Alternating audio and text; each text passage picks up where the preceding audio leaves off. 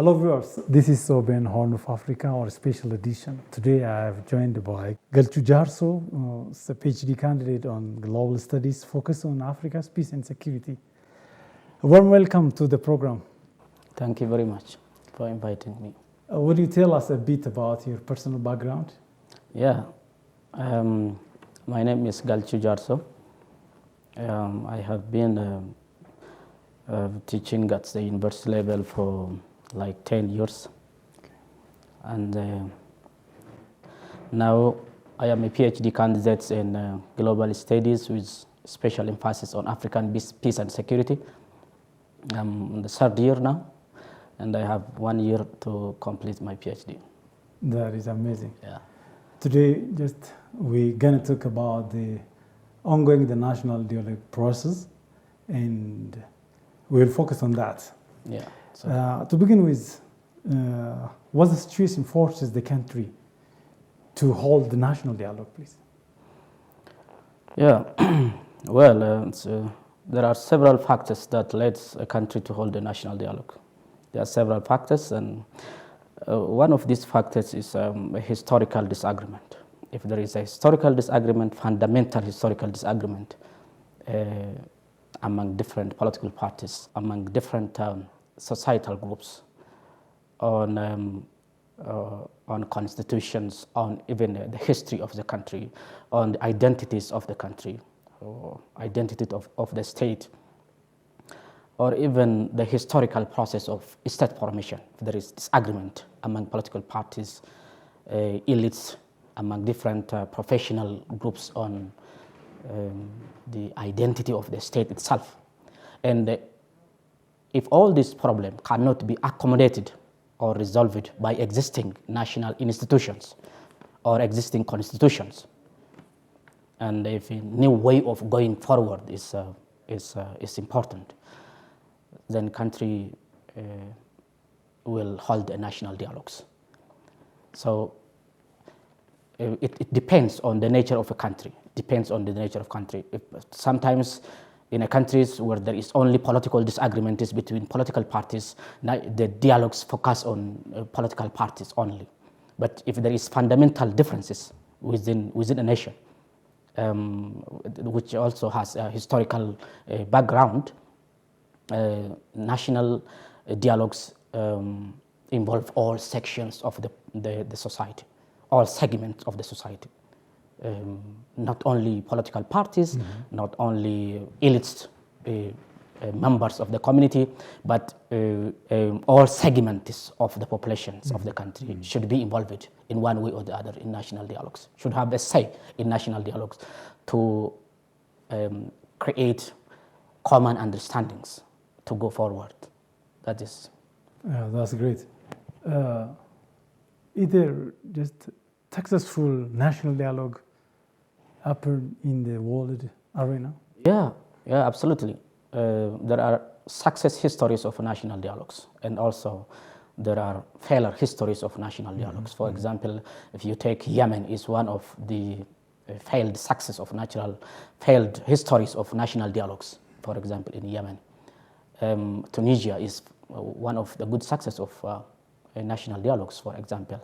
In Sudan, it was initiated, but it was finally failed. For example, during the time of Omar al-Bashir, it was initiated, and there was a very good initiation, but it was not successful at all because of different interests, particularly internal differences between political parties, which involves also religious issues.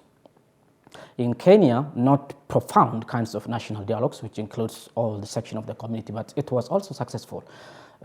Kofi Annan, the former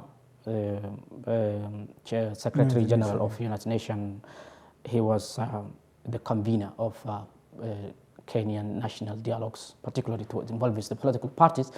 It was one of the success history of national dialogues in Africa. Yeah, that's great. And it's holding national dialogue appropriate for Ethiopian constitution? Absolutely, I believe so. Yeah. You know, it has been too late to hold national dialogues in these countries, of course. Even though the issue of national dialogues is a recent phenomenon in these countries, the problem is a problem of 100 years. It's a problem of 100 years. So, the problem has its root in the process of state formation, which was initiated at the end of 19th century. There are competing narratives, competing ideologies regarding what the state constitutes in these countries. There has never been agreement among political parties because the state was built around specific ethnic and religious groups, particularly before 1970s. Language, religion, which was portrayed as a state religion and state languages, were centered on specific ethnic groups, and that was finally led to uprising conflicts in these countries, and there was attempt by the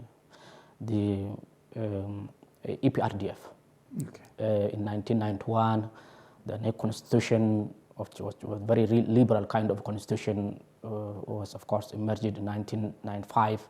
The adoption of that constitution is one way of resolving a 100 history problem in these countries. But it was not successful. It was not successful. Polarizations among different political parties, which has ethnic background, was heightened over the last 13 years. And now Ethiopia is in a very deep political crisis, which has ethnic and religious dimensions. When a political crisis has these two dimensions, it is very difficult for a country to go forward. When a crisis within a country involves ethnicity and religious interest, going forward as a country is it's like impossible. It takes a lot of resource, a lot of time, a lot of energies for a countries to bring development. Sometimes even it's impossible. The country is stuck there. That is what is happening now to Ethiopia. That's what's happening now to Ethiopia. So national dialogue is, I think, is very good decisions of the government now. That's good. How do you think the preparation work is undertaken by the Commission so far? Yeah, the Ethiopian National Dialogue Commission was, of course, I think established in 2021. Now 3 years, around 3 years. The Commission is on preparation stage. Preparation is a very important stage in national dialogues. There are 3 stages. Some people say even 4 stages are there, but there are 3 main stages in national dialogues, and we call them, the first stage is pre-dialogue preparation stage. Pre-dialogue preparation stage is, preparation is very important for success of anything. Having a very clear kind of objective where to go is very important to reach where you want to go. So within the past 3 years, National Dialogue Commission is on the preparation stage, pre-dialogue preparation stage, And this stage is, of course, one of the most important stages in the dialogue process, the most important stage, because particularly in countries like ours, where there is deep political divisions, where the political division has historical background, historical roots, when there is language and religious differences in the country, when even the constitution itself and the identity of the state is contested, preparation stage is very important, which means there are so many things which should be taken into considerations before you launch the dialogue, real dialogues. So Commission should take maximum care not to offend different parties, different interests. So they should invest time and resources and also energies in the preparation stage. And it takes time, actually. It takes time. In some countries, of course, there is a kind of urgent kinds of meetings, and that was one reason why national dialogues will never be successful at all. So in case of Ethiopia, there should be rules and regulation that should be produced. There was proclamations to establish national dialogues. Commissioners should be selected in a very transparent manner. All the commissioner and the peoples who run the commission should be free from politics, particularly, or interest of political parties. They should be impartial, independent individuals, and the commission itself is impartial and independent bodies. So all this takes time, actually. Rules and regulation takes time. So this is a pre-dialogue preparation stage, and up to now, when we say the progress of Ethiopian National Dialogues Commission, I have been following these issues for the last 2 months very closely. The representative are selected from the Warada level, by the way. They select about 20 individuals from the Warada level, and that individuals will come together at zonal and at regional level to frame the agenda for national dialogues at the ends. So they frame the agendas. So they are, these 20 individuals who are selected from Warada level are the one who brings the agendas for the national dialogues. They bring the agenda for national dialogues. So in a number of regions, these activities have been completed already. For example, in southern nationalities, I think, in Somali regions, in countries where there is no conflict. I mean, in the regions where there is no conflict, they have already filtered or selected representatives from Warada, from zone, who will represent the regions. These activities have been going on in many regions. So the progress is going on very well. Of course, it's a new phenomenon in Ethiopia that's full of ups and downs. There is challenges. Of course, that's great. What do you advise the Commission to participate all Ethiopians in the ongoing process of national dialogue? That's a very good question.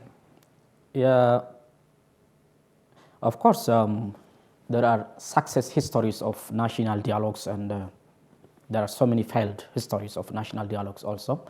And I hope the Commission has already reviewed all those issues in the other countries, because they also have these informations on their proclamations. The Commission has responsibility to review national dialogues in other countries and take good experiences from those national dialogues and implement also in Ethiopia. So one thing is, which is very important, is national dialogues is one way of exercising democracy. It's one way of nurturing democracy in our country. You cannot transplant democracy from the other countries. Definitely. There are good democratic experience in the other countries, but you don't transplant democracy. You can't import democracy, because democracy can only be nurtured nationally, domestically. You know, democracy should be there in the minds of the peoples, in the heart of the peoples. It's a generational issues. It's a generational issues. So national dialogues should approach these issues as a very serious, fundamental national problem, and also as an opportunities to chart a new path for future of the country. So how this should go on? It's of course very clear, and they have also this in their proclamations. Inclusivity is very important. Inclusivity in a sense that all segments of the society should be included in this one. All segment of the society includes youth, women, discriminated groups, political parties, professional groups, teachers association, lawyers association, business associations or business groups. All these peoples should be included in the national dialogues process, which means they should have an agenda in the national dialogues process. They should have an agenda. So not only political parties, people focus on political parties like rebel groups, opposition parties, the ruling government. In our countries, that is not the case, because the question is a profound historical question. It's a fundamental question which affect everybody. So this group, this segment of the society, they should have voice. They should have ownership. They should feel ownership of this national dialogues process. So inclusivity is very important. The other point is transparency. For the success of national dialogues, transparency is very important. Transparency does not mean how the commissioners are selected. Transparency is about having maybe their own media to reach to the peoples, their own media. For example, at regional level, at national level. When I say their own media, it does not mean they have their own television channels, but they should have a way of communication. Yeah, way of communications and time in the regional television program, in the regional or national television program, to continuously broadcast what is going on with the commission, within the commission. What is going on, which Urada, which zones, which regions are doing well in the national dialogue process. So they should open all the processes to the peoples. Transparency is about this. People should have access to the information, to the peoples. I mean, guaranteed transparency. So the process should be very transparent. For example, now the commission is releasing report intermittently. It's not regularly. We don't hear about what the commission is doing on daily basis. Sure. It's like sometimes they say something, but that is not the case. They should release information on daily basis, weekly basis, on what is going on, because this is the interest of all Ethiopians. It's the vested interest of all Ethiopians. So transparency is very important. So they should be transparent. Inclusivity is number one. Transparency is number two. And there are so many, of course, principles. There are principles of national dialogues: impartiality, credibility. They should follow rules of law. There should be rules and regulations that guide the national dialogues processes. And they should respect all these rules and regulations. And as much as possible, they should always seek the legitimacy from political parties, religious group. Yeah, they should not offend different kinds of parties. If political parties do not agree on what the commission is doing, the outcome will never be good. Yeah, it will never be good. So inclusivity, transparency, participatory. All the process should be participatory. So these are what the Commission should take very seriously into consideration for the success of national dialogue. That's good. Prime Minister Dr. Abiy Ahmed, while addressing the House of People's Representatives this week, stressed the role of the upcoming national dialogue will play resolving key in historical and political disagreements among Ethiopians.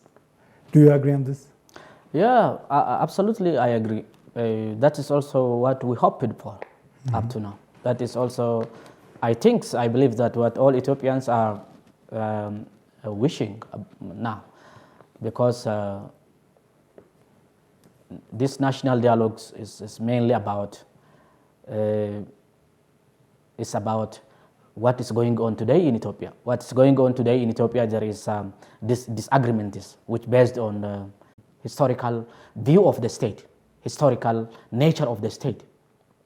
So that's why I say historical and political issues, yeah, of course, yeah. Our political parties are based on ethnicity. There are different groups who are fighting at regional level because of historical injustice, to rectify historical injustice. Some want to have a dominance. Some have historical grievances that they want to rectify, they want to address. And the ruling parties is also struggling to bring these issues together. So the problem is not necessarily a problem of this specific party or these specific individuals who are now leading the country. The problem is not necessarily about their problem. What the problem they create, it's a historical problem which existed long years ago. Yes. So even one main reason why this national dialogues was initiated is to resolve constitutional issues in this country, issues of the flag in these countries, issues of language in these countries. You know, all these issues, we hope that it will be resolved by these national dialogues. And it's very difficult, of course, it's a very difficult exercise, it's a very difficult assignment for the National Dialogue Commission. Sure. But what we hope for is these national dialogues will at least try to ease all these tensions. So people who were discriminated, who have a very serious grievances, will be compensated as much as possible. There will be another proclamation maybe on how to compensate historical grievances. Yeah. There will be a kind of reconciliation conferences to bring peoples together. Let us forget the past. Let us forget, let us forgive, let us Look forward. look forward together. Yeah, that is what will bring all parties together. So that is the role of this National Dialogue Commission. So we hope that the national dialogues will address all these historical issues in this manner. And it will bring some changes in the country. Yeah, we hope for. Yeah, that's great. Let's hope together. Of course, the government and the commission are doing their level best. Yeah. What is expected from the people? Yeah, that's a very good question. What's expected from the peoples? You know, what's expected from the people is a commitment and willingness also. A commitment and willingness is very important. You know, peoples should have a willingness and commitment to forget the past. When they come together to discuss on different agendas, they should not be preoccupied with historical injustice. Recognition of historical injustice is very important. But if you are stuck in historical injustice, you cannot go forward. So there must be commitment and willingness to forgive and forget the past. Definitely. They should look forward. Yeah, we Ethiopians, we should look forward together as a people. As a peoples who are building the same narrative, the same culture, the same history, particularly at a national level. So there should be commitment and willingness among Ethiopians, among political parties, among religious groups, among professional groups, among teachers, among students, among cultural leaders. There should be commitment, willingness, interest to close the past, seal the past, and hope for brighter future together. How this is possible? Yeah, several issues are there. I have mentioned some of them. Sure. There should be recognitions of injustice committed in the past. Those who commit injustice in the past should acknowledge, should accept that they did injustice to others in the past, which means their ancestors did all this injustice, but let's not forget and let's continue together peacefully. Let us compensate also if there is these issues. Let's compensate those people who suffered injustice in the past. Sure. Let us reconcile different reconciliation, which will be through either religious means or cultural means or any other means. Reconciliation should be there. So people should be open. People should have a commitment They should be committed. They should be willing to go through this process. So that is what I really think is good for the community, for the peoples of Ethiopia. That's good. To what extent the federal and the regional governments, democratic institutions contribute for the success of the ongoing national dialogue process? Yeah, okay. The existing national institutions, the government, of course, they play important role, particularly in terms of creating leveled playing field for all groups. But they should refrain from influencing the process. They should provide means, clear means for the national dialogue commissions. They should support, they should support, but they should not influence the National Dialogues Commission. But if they dominate the process of national dialogues, if they dominate the issues, that will lead to mistrust. You know? The commission itself, yeah. Yeah, the commission itself will lose legitimacy from other actors, from other political parties. So as an independent, impartial body, the commission only seek support from the government institutions. Rather than interfering them. Yeah, they should not interfere, but they should provide all kinds of support. Security, if important, logistics or human resources, they should provide all this support to the commission. But they should not go to the extent of dominating, interfering into the process of national dialogues, because that will lead to lack of legitimacy. Yeah. That's great. Yeah. What is expected from the scholars like you for the successful implementation of this national dialogue? Yeah, what are expected from scholars? Yeah. Yeah, what is expected from the scholars is, of course, they should give informations and why this national dialogues is important for Ethiopia at different level, in universities, in government institutions, for different medias, whether it's local media or international medias. They should give clear informations why this national dialogues is important for our countries. Second, they should also avoid disinformations.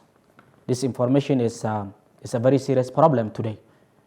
You know, disinformation may affect the process of national dialogues also negatively. And one factors that leads to failure of national dialogues is this issue of disinformation. When prominent individuals, when scholars give negative informations, inaccurate information to the public, it will affect the process of national dialogues, and it will never be successful if that is the case. So we should avoid disinformations, and as much as possible, we should try to convince the public why this national dialogues is important today for Ethiopia. Thank you, Mr. Galchu Yeah. Jarso, PhD candidate on global studies, focus on African peace and security. We really appreciate for your vivid explanation on the national dialogue. Thank you very much. Yeah. Dear viewers, I hope you have got some explanation on the national dialogue. This is all about for today's session.